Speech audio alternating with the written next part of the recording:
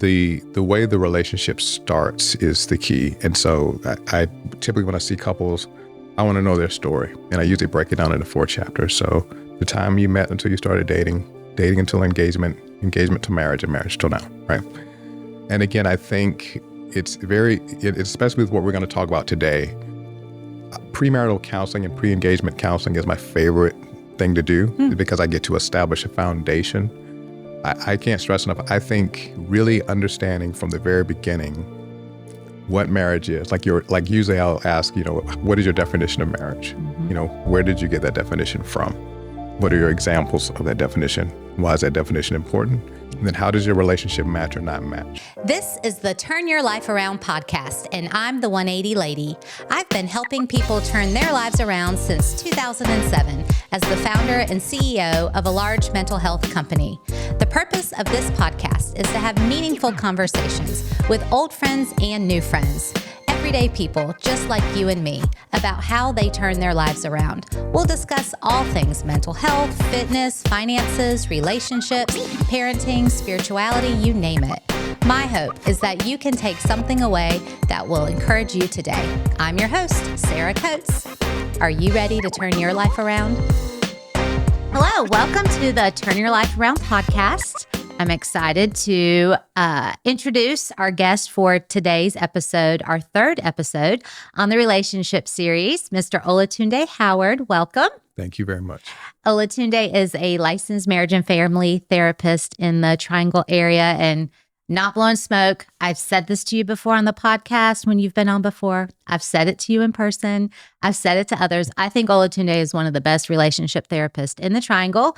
I always appreciate his insights, his knowledge, his wisdom about how to connect relationally and how to sustain your relationships, how to find a relationship. We've talked about that before.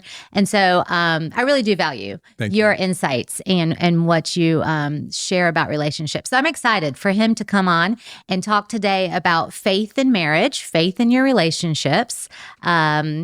This episode probably is going to go in many different directions, but one thing we were just saying a minute ago, I asked you, how long have you been married? 23 years. 23 years. That's a long time. Yes. And I've been married 21 years. Lots of mistakes in our marriage in the past, and even just regular, everyday mistakes, right? Yeah. But obviously you and your wife are doing something really great to sustain for 23 years. So, let's just kick it right off. If you had a newly married couple in front of you, what would you share with them to say, incorporate this, definitely do this to help your marriage to at least get to 23 years? So I would say 2 things. One, first and foremost, I have become thoroughly convinced that God is for marriage. And I've experienced this sense of God himself bringing me through times that I didn't think I would be able to make it through. Like there were times very early in my marriage where I thought about giving up. I thought, oh no, this is it. Because in the early years, you have those arguments and it's like, okay, this is it. This one. And I will have a very distinct sense of God himself giving me the fortitude to just stay in it, right? Which leads to the next thing. I tell every new couple that for me, my commitment to spend time with my wife and my children every single solitary day, I think that's what's kept me for 23 years. And I mean that literally. Like, and even if you are on vacation and, the time is limited or you work or whatever, for me, literally connecting every single solitary day with my wife, with my children, that I believe is what has kept me. Right. That to me makes me immediately think of selflessness. Right? Because a selfish perspective would be, I need me time. I've worked all day. I've been listening to clients all day. I don't want to listen to anybody else. I'm going to lock myself in my room. And I need alone time. And here's the thing. I do, because I'm an introvert, but it didn't matter because it just seemed to me like even when I was a corrections officer and I worked 12-hour days, I would feel like a hypocrite, especially now that I'm a marriage and family therapist, if I'm giving all of this time to my clients, all of this time to other couples, all of this time to other families, and my own marriage is suffering. And so that's one part of it. But I think the other part of it is I got married because I wanted to be with this person. Right. Right. And I don't think you can sustain a relationship without a commitment of time. I really don't. Yeah. I'm more convinced of that now than ever. Gosh, that's so good. That point right there about I've given all this time and energy to my clients during the day. Yes. Or whatever work that someone is doing, right? They're giving all their energy to their coworkers or to their customers. And then you come home and you don't at least match that energy with your spouse. I mean, what are you doing? Exactly. You might as well be alone. Yeah, exactly. So that's really, that's good. Making the effort. I talked previously on a podcast with Allison Ernest, who's a marriage and family therapist, about effort. And I think that's what you're hitting on right there is making the effort. Yes, being very intentional. Yes, intentional effort. So good. So that's automatically first piece of advice that you will give a newly married couple. Yes. Yeah. What else could you share with them? I think to me, the way the relationship starts is the key. And so I typically, when I see couples, I want to know their story. And I usually break it down into 4 chapters. So the time you met until you started dating until engagement to marriage, and marriage till now, right? And again, I think it's especially with what we're going to talk about today, premarital counseling and pre-engagement counseling is my favorite thing to do because I get to establish a foundation. I can't stress enough. I think really understanding from the very beginning what marriage is. Like usually I'll ask, what is your definition of marriage? Where did you get that definition from? What are your examples of that definition? Why is that definition important? Yeah. And then how does your relationship match or not match, right? So for me, everything is in how you start, is how you define the relationship. And typically, if you have the same definition, right, then that'll encompass the roles of your relationship. It encompasses effective communication and conflict resolution. So again, I think, God kept me time with my wife and being very intentional about what marriage is and making sure that both of you have the same definition of it. Okay, that's really good. So what, if you don't mind sharing, what is yours and your wife's definition of marriage? My definition of marriage is the most intimate relationship humanly possible, second only to my relationship with God. Okay. So that's mine, right? And so that's how I measure everything. So as far as I'm concerned, there's not going to be anyone that I love more than my wife other than God. Yeah. Right? And I make that I look at it more so as my response. I focus on myself. So as a husband, is there anyone that loves my wife more than me or better than me, right? And the answer is going to be no, right? And so what I get couples to do is to focus on themselves, to focus on themselves. So I don't really think about whether my wife is or is not doing whatever. Now I'll communicate to her whatever my needs are. Yeah. But I focus completely on me. Like, how can I be the best husband possible? And if I know I'm doing that, then I know God will back me up. And I know that I can have confidence as her husband, as a father, and even as a therapist. Yeah. Right. So serving her. Yes. Is kind of what I was reading between the lines. Yes, exactly. Yeah. That's good. I think that gets lost in a lot of relationships. Again, I think our innate nature is one of selfishness. Yes. I think that's how we're born. Yeah. Born into the world, and we're selfish. And the world reinforces that, to be honest. I think society, do you do you, what's your truth, share your truth. And, I think there's a place for those at some point, but in a marriage, if you're only serving yourself, then that exiles your partner. Yeah, usually with couples, I have them to start with, like, usually couples come in and they point the finger, right? And the whole session is pointing the finger at the other person. And so I usually have them ask, okay, what am I doing well? What can I do better? And even more specifically, what am I doing well, and what is one thing I can do better? So to ask that of themselves, and even ask their partners, okay, what am I doing well, and give me one thing. And I do the one thing specifically because people usually they have all kinds of, what's going wrong, and pages and bullet points of what's going wrong. And they typically don't focus on what's going well. So it seems to me that you should focus first on yourself. Like when Jesus says, take the plank out of your own eye before the speck. I think you should focus on yourself first. Yeah. And if you take responsibility for who you are, and for your faith, and for how that is lived out in your relationship, then you can't go wrong. Right.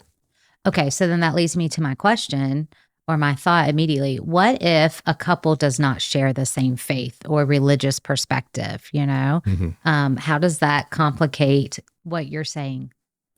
In my experience, I've never really experienced people coming together who had conflicting faiths from the beginning.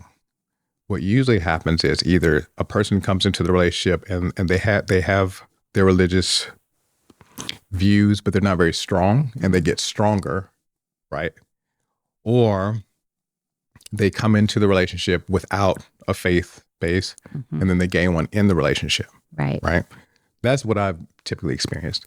And when that happens, I just take them back to the drawing board. Like when I do pre-engagement or premarital, I go back and say, okay, in your story, how did this happen?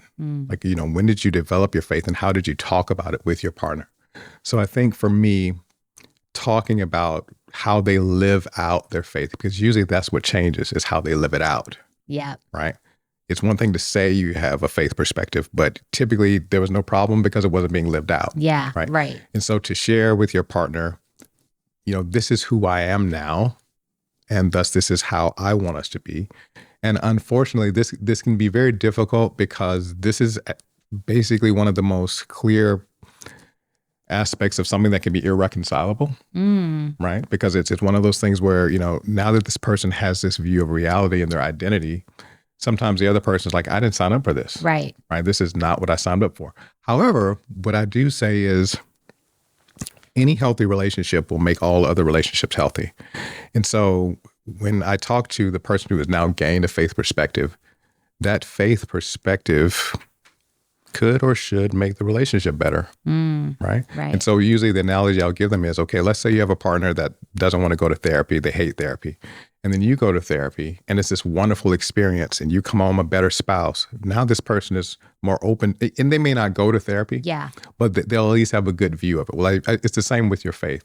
Like ultimately, if your faith makes you a better person, better spouse, then usually it's easier after that versus there being a divide that happens as a result. Right. Like I'm thinking of a man and a woman, and the woman maybe she finds faith or reconnects with her childhood faith. Yes. And now she wants to go to church. Yes. And the husband is not interested in Absolutely. going to church. Yes. I hear this scenario a lot. Exactly. Right. Yes.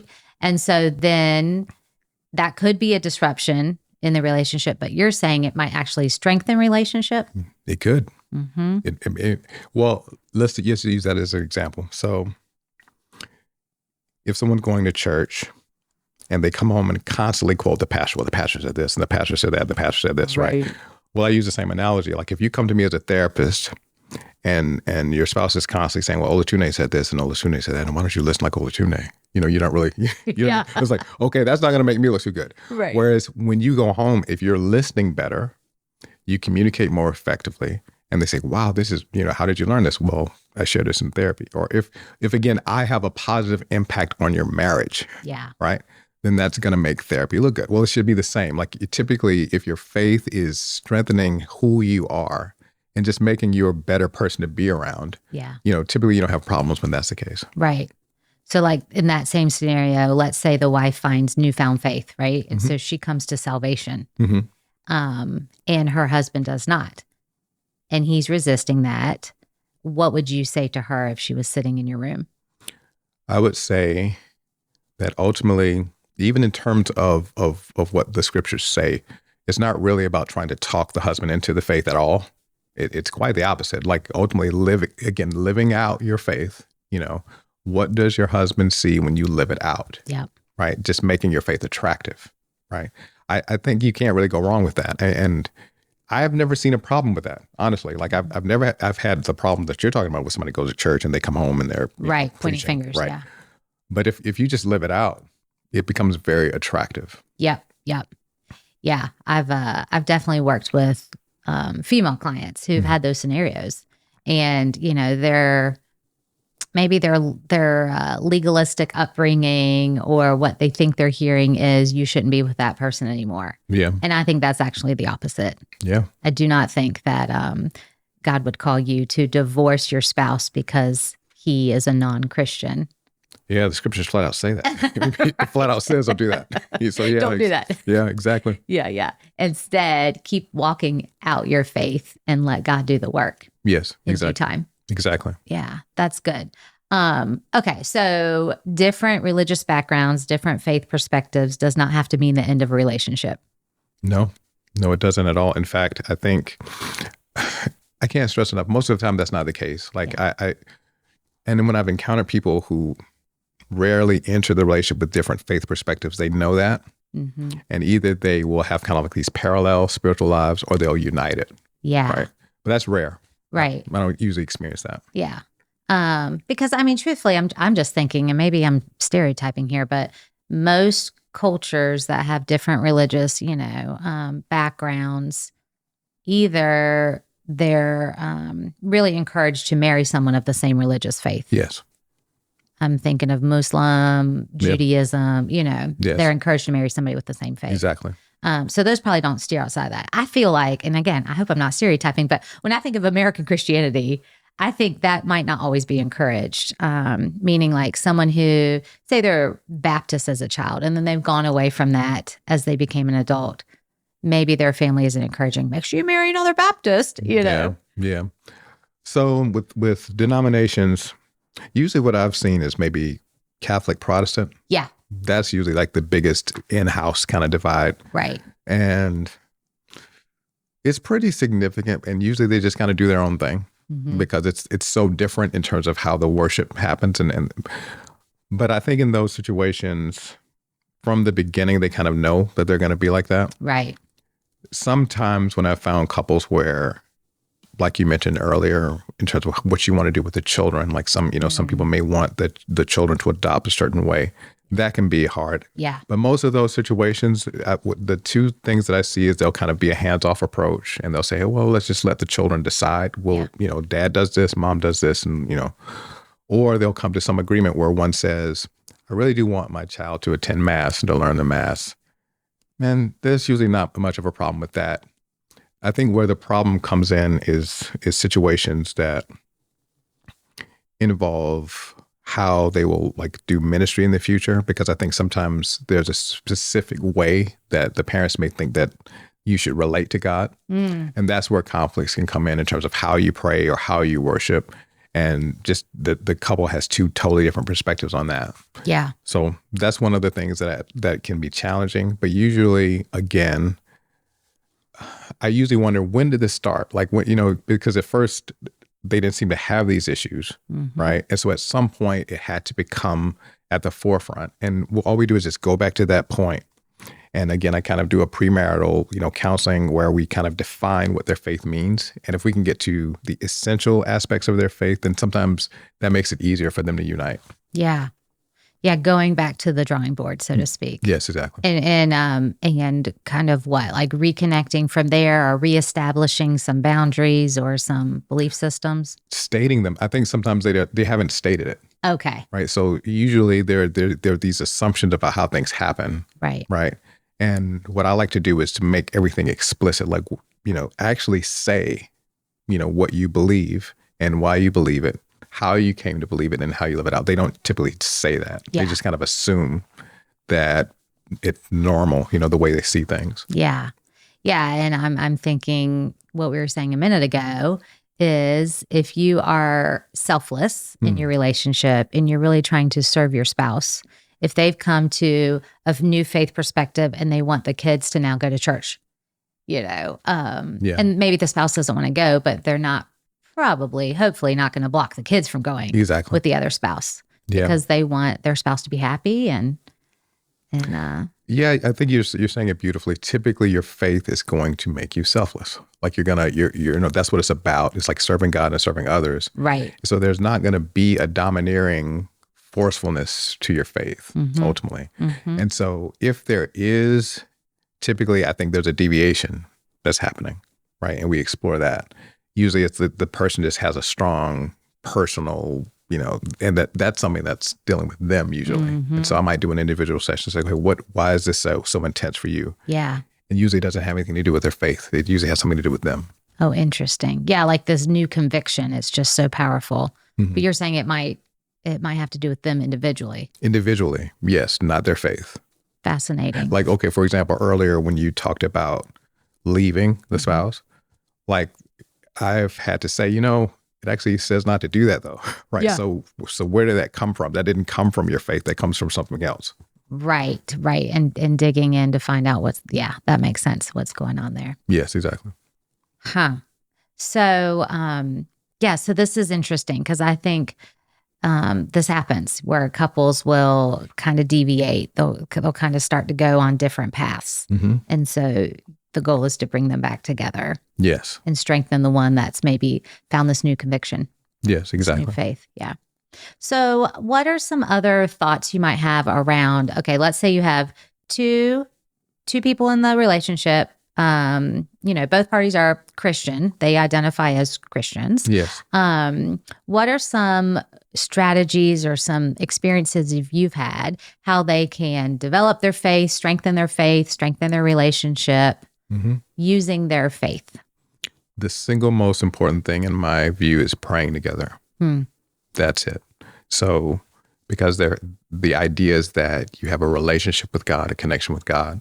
And so to develop a connection with God, with each other, is probably the most intimate thing that can happen. And you would be surprised at how many couples do not and never have prayed together. Yeah. It usually shocks me. It's like, because usually I'll just ask it like an assumption. Okay, so when do you guys pray together? Just kind of, Yeah. And they'll say never. They've Their never eyes get done big. it. Right? So they've never done it.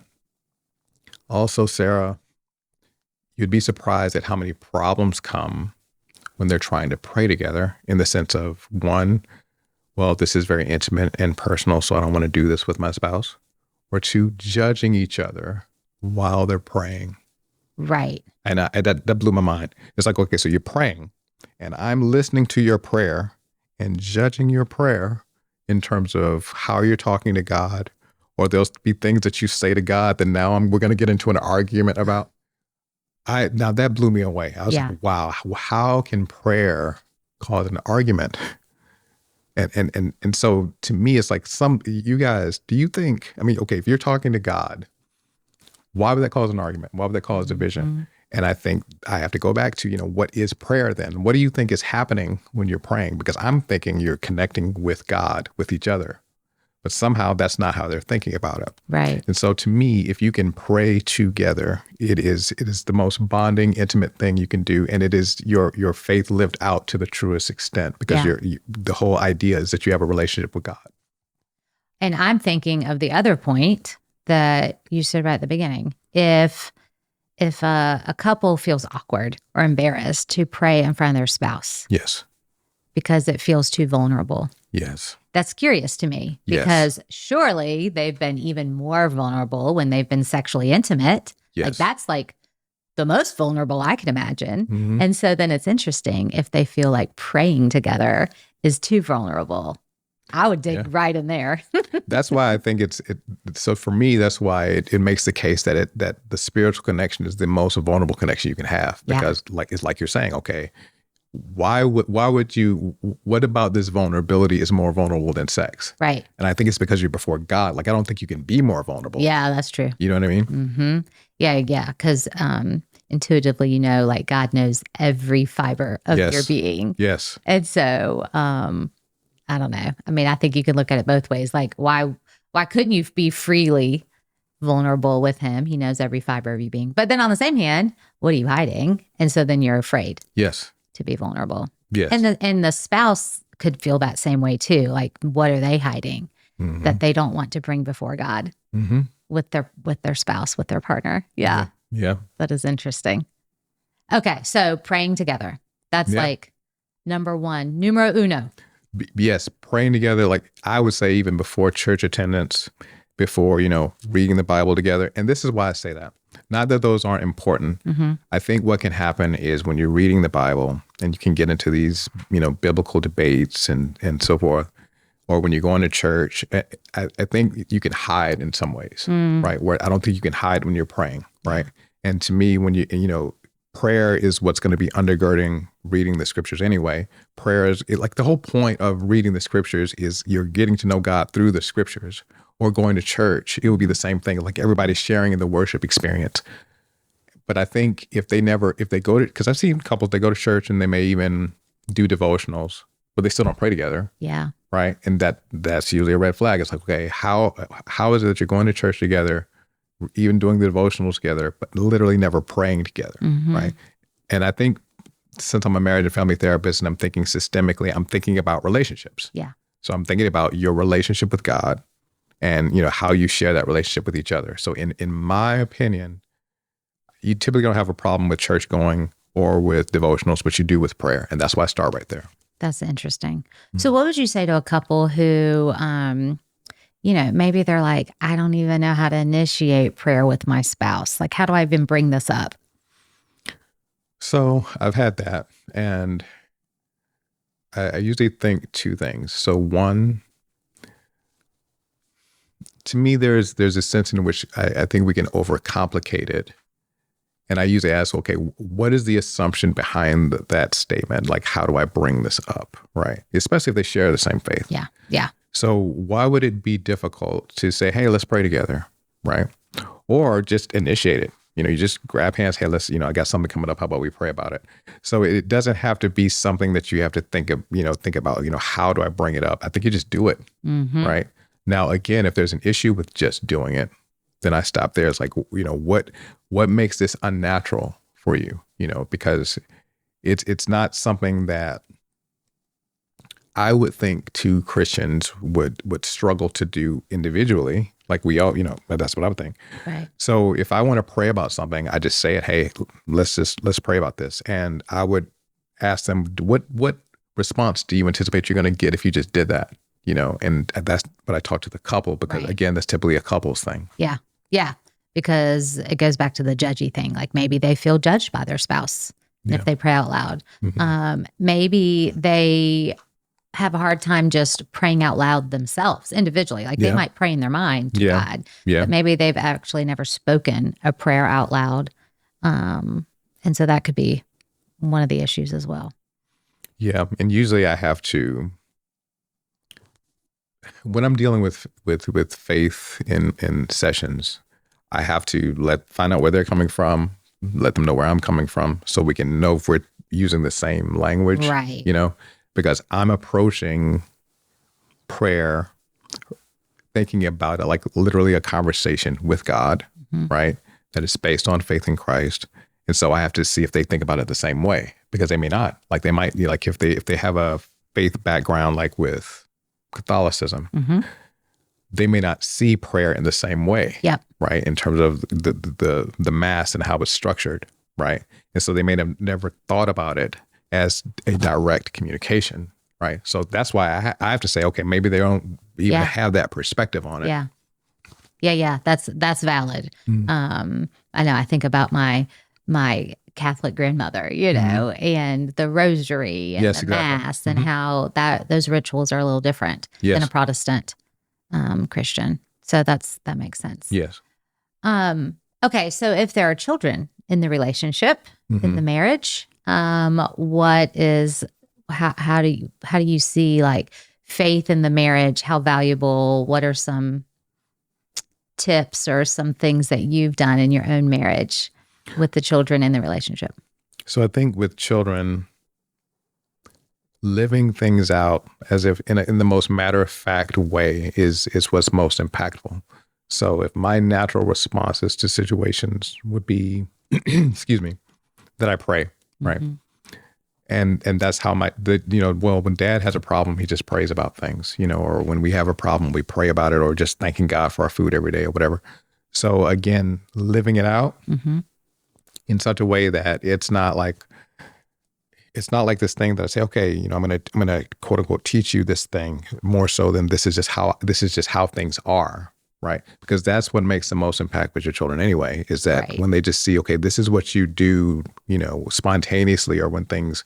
So I think what I usually tell parents is your relationship with God and the genuineness of your relationship with God is what your children are going to remember. Because you hear kids say, well, Dad and Mom went to church every Sunday, but then they come home and they're yelling at us, right? Yeah. Okay, so again, living it out as if this is just normal for me, right?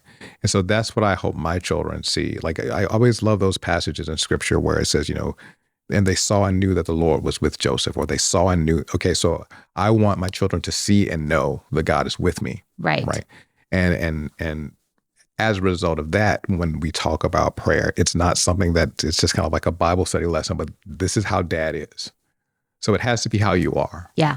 Yeah. Literally living it out. Yes. And modeling it for your kids. Yes. And then the hope is that they carry that into their future relationships. Mm-hmm. What's that? Train up a child in the way they should go. Exactly. Yes. Exactly. Yeah. I think that is so important for, especially, since we're kind of narrowing it into speaking about Christian couples and Christian marriage. Yes.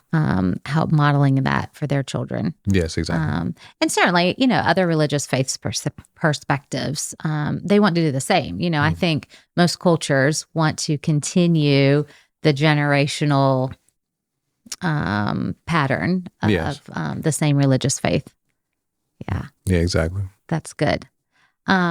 Okay, let me see. I think I wrote a couple other questions down for us. Okay. Now we're going to shift gears a little bit. Let's talk about soulmates. Okay. Yes.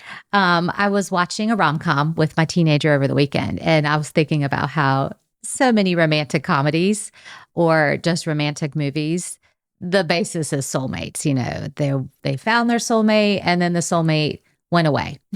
I mean, that's the plot twist. So what is your idea about soulmates? Do you believe in soulmates? What do you think that maybe even just the Christian faith teaches about soulmates? I don't think it teaches it in the sense of like what you're describing with the rom-com, but I do. So I would give you a couple of things to consider with the story of Isaac and Rebecca, for example. And so the servant of Abraham is praying to God and saying, "Show me who is going to be my master's bride, the bride for Isaac." And so he says before he finished speaking, Rebecca came out and did exactly what he said, right? Okay. So it was like God answering. So this was quote unquote the one, right? At the same time, Abraham and the servant had already talked, and he said, what if she decides not to come back? What if she decides not to come back? Then he said, okay, then you've done everything that you can do. So that's the first thing where you see that her will is involved. Second, when he's wanting to bring her back, her family says, are you willing to go back with him? And she says she is. So I think there's this mystery where on one hand, we have free will. And as a result of that, like John Gottman talks about, he talks about there being the one is like a category. So soulmate is a category that not just one person can fit on one hand. On the other hand, if you think about our children, right? And I think about this a lot. I think about the time that my children, when my children did not exist, and now that they exist, it's almost like I can't imagine them not existing. Right. You know what I mean? And I think about all of the things that happened for me and my wife to come together, right? And my children. Yeah. Okay, well, in that sense, I don't know if there would be anybody else. When I think about it in terms of, if it weren't for me and my wife, these 7 beings would not be here, right? And it's looking at how my life unfolded, it seemed like it was all leading to her, right? And I had opportunities to be with other people, right? I wanted to, I tried to be with other people, and it didn't happen like that, right? Yep.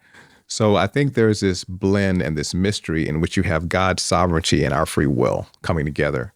And so to answer the question about a soulmate, I don't believe that there's a soulmate in the sense that there's only one possible person. And if you miss that person, then that's it forever. Right. At the same time, when we think about how we met our spouses, right? There's some things happening there that you can't deny in terms of God's hand at work. And I think the biggest argument is just children. Like our children would not be here.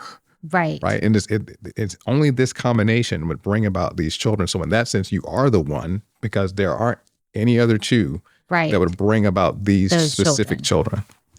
Okay. So to play devil's advocate, though, what about people who have a child with someone that they didn't stay with? Maybe a teenage pregnancy or a young adult pregnancy, and then they didn't stay with that person. So remember, free will is involved. Because I think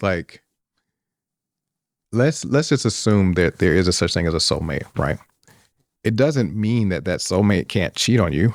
Right. Right. Or that person can't leave. Like they still have free will to negate the soulmateness. Yeah. Right. Yeah. And so I think, and that's the interesting thing when I'm talking to couples is that, when we talk about good marriages and fulfilling marriages, I harp on intentionality that, you create your marriage, you can create this world. And so even if you meet your soulmate, you still have to learn to effectively communicate and resolve conflicts. Right. So the soulmate relationship does not negate free will, skills, losing. Even if you think about your purpose. So, God could give you your purpose and you squander it. Yeah. And does that mean that wasn't God's purpose? No, it just means you chose not to act in accordance with it. Yeah. So I think it's the same principle. I don't think there's absolutely positively only one person, no matter what, on one hand. On the other hand, there's only one Lucy that I married. And I don't think, I really think I'm supposed to be with her. Yeah. Right. Yeah. And I think everything led to her. Right. And so it's this beautiful thing that God does where we have a part to play in that. Right. We have a part in terms of being someone's soulmate. But that part is not something that God will make happen. Right. I think there's a sense in which we make the soulmate relationship happen. No. Okay. So I totally get what you're saying. Maybe God has orchestrated different paths for you and this person to come together. But if you squander it, that was your free choice, your free will to do so. Yeah. And I don't, this is such an interesting idea, soulmates. Maybe you did have a soulmate and maybe they passed away. Doesn't mean that you can't love another, but maybe the next one you love wasn't your soulmate or isn't your soulmate. Your soulmate was here and now they've gone and you can still love again. Or people who marry someone and it was a terrible marriage and they get divorced and then 10, 20 years later when they're 60, they find their soulmate. And that was just the paths that were happening to bring them together. How about if we define soulmate as a type, right? And so if you view it as a type, like, okay, when you think about what souls even are, right? And okay, you think about your temperament, your essence, right? And so think about like a type. I don't know if it's that much different from being an introvert or extrovert or whatever. I mean, I think like I think in that sense, you would have soul mates or soul possibilities, like with, because you could imagine, I mean, I had other girlfriends, my wife had other guy friends, and it could have gone in that direction. Right. Which is also mysterious. Yeah. Right. And so I think a soulmate is probably better thought of as a type versus kind of like this kind of predestined thing where you just have this one person and you better, you better find it. I don't think it's like that. I think it's more of a type than a single individual. Yeah. And that's a hopeful way to look at it because, some people might be listening right now and think, oh, shoot, I missed my soulmate because I didn't go on that second date or didn't follow through on that phone call. Yeah, exactly. Yeah. And then, of course, I always think about people who lose their spouse, their spouse has died or passed on and or their spouse betrayed them. Right. And so they think they've lost their soulmate, their only one forever chance. Yeah. And what you're saying is there might be soulmates. There might be multiple possibilities. Yeah. And I've had relationships where everything seemed right on paper. Like I look back and think, why didn't this relationship work? I mean, we matched so well. Right. And I think that's another part of what we're talking about. Like, even though there was this match, I think there was a decision that was being made that kept it from happening.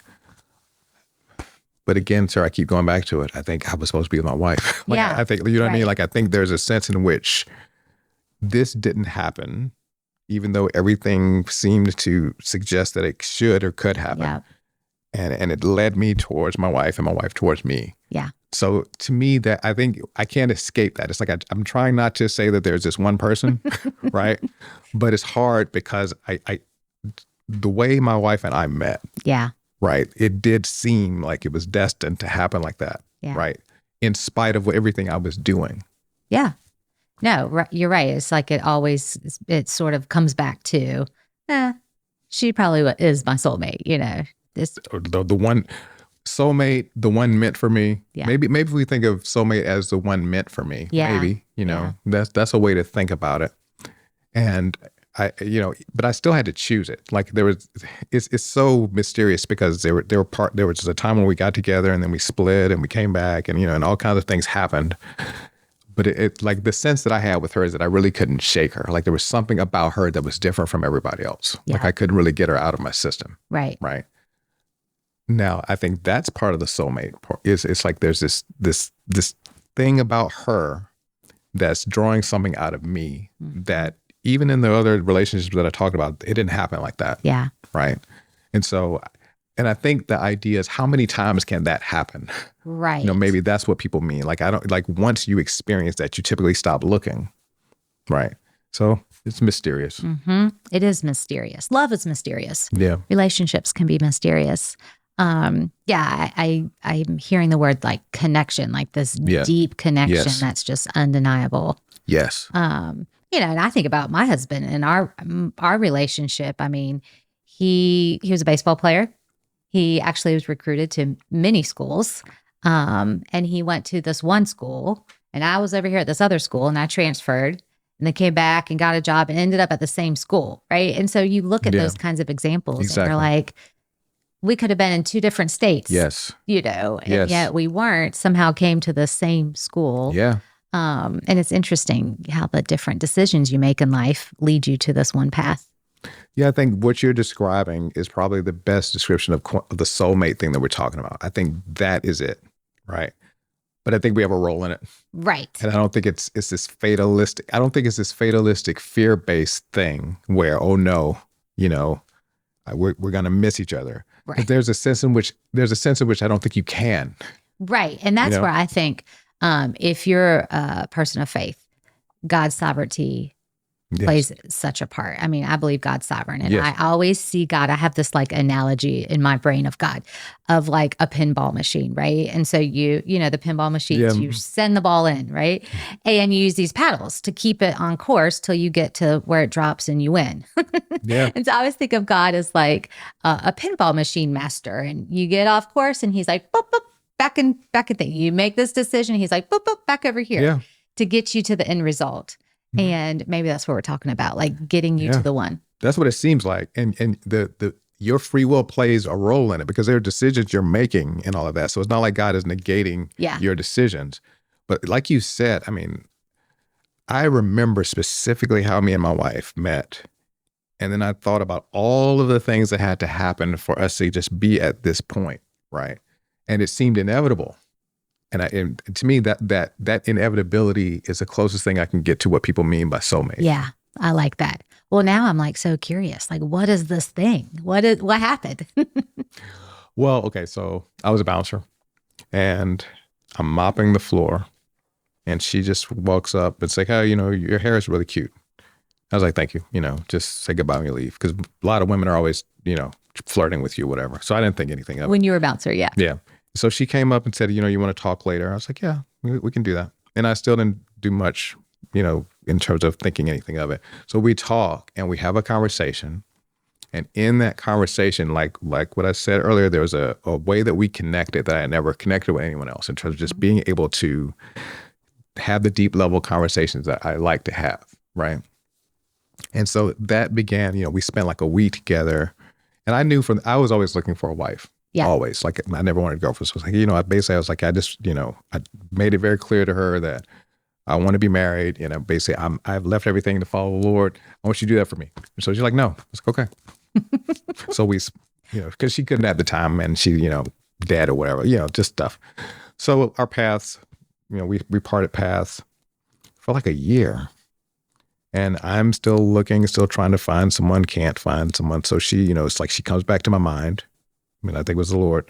I called her. We start talking again, and our relationship, and it's beautiful because I was able to lead her to the Lord in a very miraculous kind of way, in a conversation that we had one night where,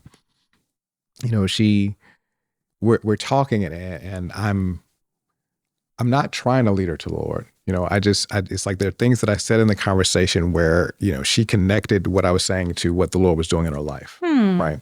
And so she got off the phone with me, gave her life to the Lord. I didn't even know why, right? And she called back, and it's like our relationship progressed in such a way that, again, it seemed inevitable, where I I was in Key West at the time. She moved to Key West, and we got married there, and we were in Key West for 10 years. Had our 7 children, and I think what I'm hopefully leaving with everybody in terms of how this happens is I think when you're just true to your faith, right, and true to what you want, and you present that to God, that's when He does the pinball machine thing. Like I think He just puts you in situations where that happens. But I think there is a sense of intentionality where we have to be intentional even with God. Like when He says, you have not because you ask not, or right. You have to pray very specifically. I was praying very specifically at that time for a wife. Yeah. Right. And I think as a result of those prayers and intentionality, he could do what he was doing. You see what I mean? Yeah. And I've always held on to that, but it's not, he did that. But like I said at the very beginning, spending time together every single day and being intentional about that is also what keeps it going. I don't think it would keep going without that. Right. That's beautiful. That is really, really cool. Hey, that's a good way to end here. I think that gives, hopefully, the audience, people listening who are looking for the one, who are navigating faith and marriage, some good hope there. Let's wrap up with this. Do you have any do you have a favorite resource or a favorite book on faith and marriage or relationship advice? I think when I have couples who want to really delve into, their faith and what marriage is, there's a book. Let's see, what's the name of it? I can't think of the name of it. I think I gave it to you on one of the other podcasts. Right. I can't think of it. But most of the time, Sarah, I honestly just focus on the Bible. Okay. And I usually start right back at Genesis in terms of how God defined marriage from the very beginning when I'm dealing with Christians.